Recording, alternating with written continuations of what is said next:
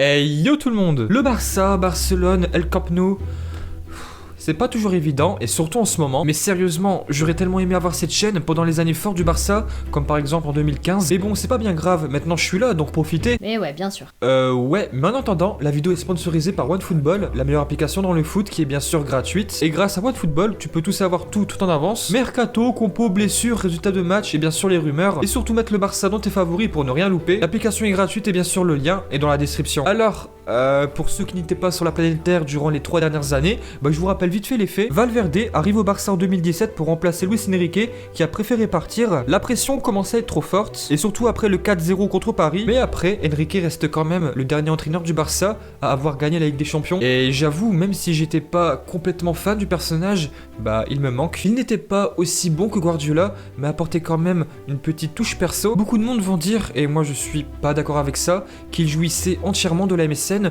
que son succès reposait entièrement sur l'attaque. Tu vois, au moins lui, il avait la hargne, pas comme Valverde. De toute façon, il avait quoi? Ok, c'est vrai, j'avoue, et je l'ai déjà dit plusieurs fois, Valverde, quand il est arrivé, il a instauré un certain équilibre qui était très bon au départ, et surtout après le départ de Neymar, et pour ça, je le remercie. Mais pour le Barça, c'est un équilibre trop prononcé, un jeu trop défensif, sans risque, sans projection, et trop facile à lire. Moi, sérieux, ce qui me faisait péter les plombs, c'est toutes les fois où il dormait sur le banc, ses choix tactiques, remplacement, composition. Moi, tu vois, pour le Barça, qu'est-ce que je vois? Qu'est-ce que je veux? Qu'est-ce qu'on veut tous? Un coach conquérant, qui n'a peur de rien, qui attaque, qui crée des choses. Et ça, tu vois, c'est ça qu'on veut voir. Ça te plaît ou pas? Et bah voilà, Barbeau président. Patience. L'histoire d'amour entre le club et Valverde se termine en début janvier 2020, car le jeu ne séduit pas, malgré quand même les bons résultats dans le classement. Il va laisser place à Quique Setien, et pour lui, tout a été super vite. Non mais sérieux, ça doit lui faire bizarre. Mardi, il est en train de traire ses vaches, et le lendemain, il est avec Messi. Tu vois, c'est pas le même niveau. Alors honnêtement, Setien n'était pas très connu, n'avait jamais connu le très grand niveau malgré son âge assez avancé pour un entraîneur, hein, quand même 61 ans. Mais il y avait quand même de l'espoir. Il respire la philosophie du club du Barça, il l'adore et quand il prononce le nom de Guardiola, Cruyff, des légendes du Barça, il est très élogieux. Moi franchement, son discours quand il arrive au club... J'ai bandé. Ouais mais bon, comprends-moi, avant c'était Valverde, le néant tactique. Il n'a pas arrêté de parler des jeunes, de la Masia, de la philosophie, de la condition physique, du beau jeu. Un discours conquérant, tu vois. Ses débuts en championnat ont été pénibles, il n'a pas tout de suite connu la victoire. Mais par contre, avait une grande possession qui était malheureusement stérile. Après voilà, il faut quand même du temps pour que la mayonnaise prenne, vu qu'avant c'était le néant tactique. Donc oui, il y a eu la blessure de Suarez, de Dembélé, le Covid, donc un manque de rythme. Est-ce qu'on peut se poser la question, est-ce qu'il fait pire que Valverde? Alors le Barça s'est fait éliminer en Coupe du Roi. Et surtout pour moi, et c'est ça sa première grande erreur, bah, c'est le cas Carles Pérez, il a fait partir, et pour moi, c'est vraiment ça qui a commencé à faire douter. Car Pérez, il le fait partir sachant que Dembélé est KO pendant un très grand moment. En fait, ce que je lui reproche et ce que je critique, c'est pas le fait qu'il ait fait partir Pérez. C'est bien sûr sur son discours qu'il a fait avant. Car bien sûr, il a insisté sur les jeunes, la Masia, disant que les jeunes auront beaucoup de temps de jeu. Mais le petit Pérez, tu vois, il n'a pas eu le temps nécessaire pour s'exprimer, montrer de quoi il était capable. Donc pour moi, c'est un petit peu incohérent, surtout que plus tard,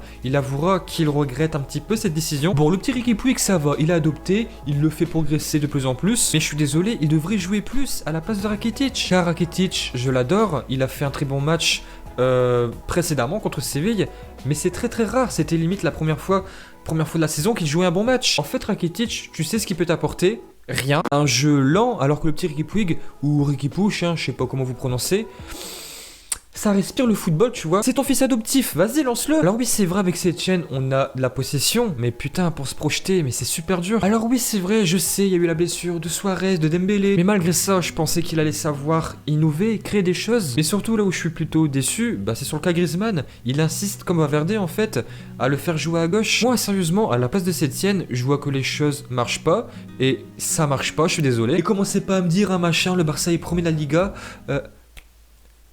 Ah non, c'est vrai, le Real est passé premier hier soir. Coupé. 2-0 contre les Ganes, 4-0 contre Mallorca. Non, je suis désolé, ça marche pas. Le jeu n'est pas fluide. Contre les grosses équipes, l'Atlético, le Real, Séville, Naples, non, ça va pas. Moi, tu vois, je pars du principe où on n'a pas le choix. J'essaye d'innover, de créer des choses. Sérieux, dites-moi dans les commentaires si vous partagez mon avis ou non. Moi, je vois les choses comme ça. En pointe, je fais jouer Suarez, le seul tueur de l'équipe. À gauche, Ansu Fati, le seul qui peut apporter du bordel et de la percussion, en attendant que Dembélé refasse surface. À droite, Griezmann à la place de Messi. Et Messi en 10, en pur numéro 10. Et donc seulement deux milieux de terrain, comme Busquets, Arthur, Riqui Puig et De Jong qui est blessé. Mais attends un petit peu, je vais en parler après.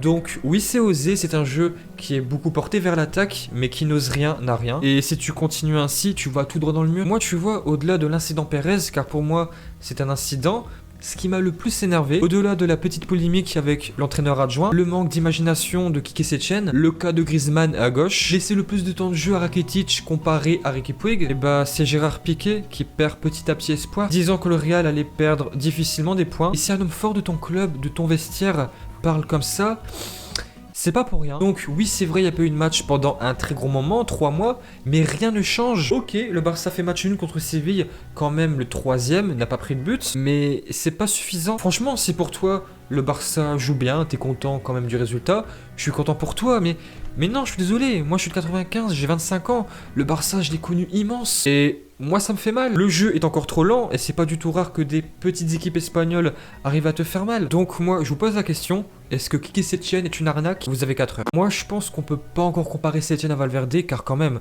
Valverde est resté 3 ans. Quique Setien, est-ce qu'on l'a pas vu trop beau? Car je me dis aussi que si à plus de 60 ans, il n'a jamais coaché de très grosses équipes, bah c'est peut-être pas pour rien. Donc pour l'instant, tu peux pas non plus dire que Setien fait pire que Valverde. Mais par contre, pour l'instant, il ne fait pas mieux. Et ensuite, De Jong blessé pendant 2 semaines minimum. C'est un gros coup dur. Et ça, des blessures, c'était sûr qu'il allait en avoir. J'espère vraiment, mais vraiment, que le petit Néerlandais va revenir très très vite. C'est un homme fort de l'équipe, on a besoin de lui. Mais en attendant, bah pourquoi pas Quique Setien ne mettrait pas en place le système que j'ai dit auparavant, avec Messi en 10, Griezmann à droite, etc. Et donc mettre Busquets et Riqui Puig. S'il te plaît, Quique Setien, si tu m'écoutes, essaye au moins une fois. Écoute Barbeau, si t'échoues, t'auras essayé, au moins t'auras tenté. Du changement, il en faut, et au moins ça pourrait permettre à Riqui Puig, Ansu Fati de monter en puissance et très rapidement. Pour De Jong, sérieux, j'espère que ça va aller beaucoup mieux. C'est une blessure au mollet. Il est marqué qu'il y en a encore pour 2 semaines minimum. Sinon, côté des milieux, c'est pas la joie. Arthur qui a changé d'avis apparemment. Et ça fut une époque pas si lointaine, il y a à peine 2-3 semaines, bah c'était pas le cas. Il a vraiment insisté sur le fait qu'il voulait rester au Barça, mais apparemment, donc oui, son souhait c'est encore de rester au Barça, mais il n'est plus non plus fermé à la discussion avec la Juventus, qui lui proposerait un salaire x2, 5 millions d'euros net annuels. Après bon, c'est pas impossible, ça s'est déjà vu au Barça et partout ailleurs. Un joueur se sert d'un autre club pour mieux augmenter son contrat actuel. Coucou, je suis là, augmentez-moi. Mais bon, ça prouve quand même que si on parle déjà des salaires, c'est qu'il y a malheureusement des discussions qui existent. Après Arthur, je me mets à sa place, je vois que le Barça ne lâche pas l'affaire et insiste encore avec Pjanic. La Juve, c'est un très grand club et nous, les supporters barcelonais, il faut pas non plus toujours voir les clubs rivales